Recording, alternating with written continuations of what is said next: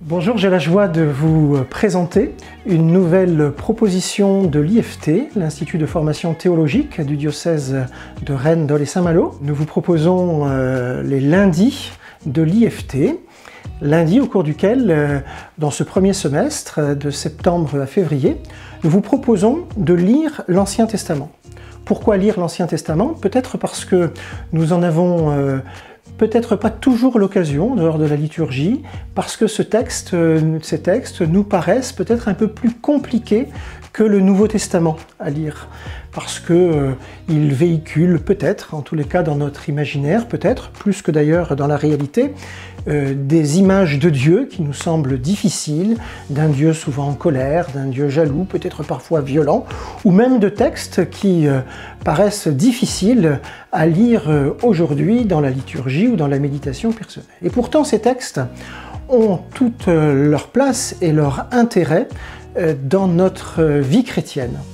Il suffit par exemple, pour s'en convaincre, de relire le chapitre 24 de l'Évangile selon saint Luc, que nous connaissons bien, avec les disciples d'Emmaüs, au cours duquel Jésus rappelle aux disciples d'Emmaüs tout ce qui le concerne, tout ce qui concerne le mystère de cette présence de Dieu parmi les hommes, qui se révèle en lui.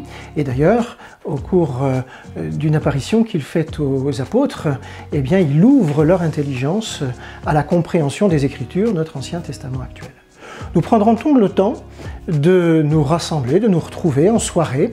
Vous pourrez le faire en venant en présentiel ici à la maison diocésaine rue de Brest, à Rennes, ou bien même d'ailleurs de chez vous, par la vidéo, en direct ou en replay, en vous rassemblant en petits groupes, pourquoi pas en paroisse, ou même à la maison, en famille, en communauté, en couple, ou même pourquoi pas tout seul. Nous prendrons le temps de lire quelques grands textes de l'Ancien Testament. Je pense au texte du déluge, au récit du déluge que nous connaissons bien, mais aussi à des textes qui nous sont parfois peut-être moins accessibles, comme des textes législatifs. Nous savons qu'il y en a beaucoup dans l'Ancien Testament. Nous pourrions lire, pourquoi pas, le Code de sainteté dans le livre du Lévitique, mais aussi, je pense, à des textes que certains connaissent peut-être dans la liturgie un peu plus ancienne, qui est celui du fameux Dies Irae, jour de colère, jour d'angoisse, qui est tiré du livre de Sophonie. Et nous essaierons de comprendre eh bien, le sens de ce jour de colère, par exemple.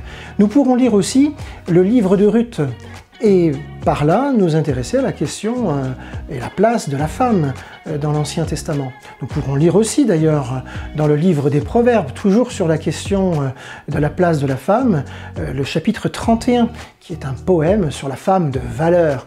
Quelle est donc la femme de valeur?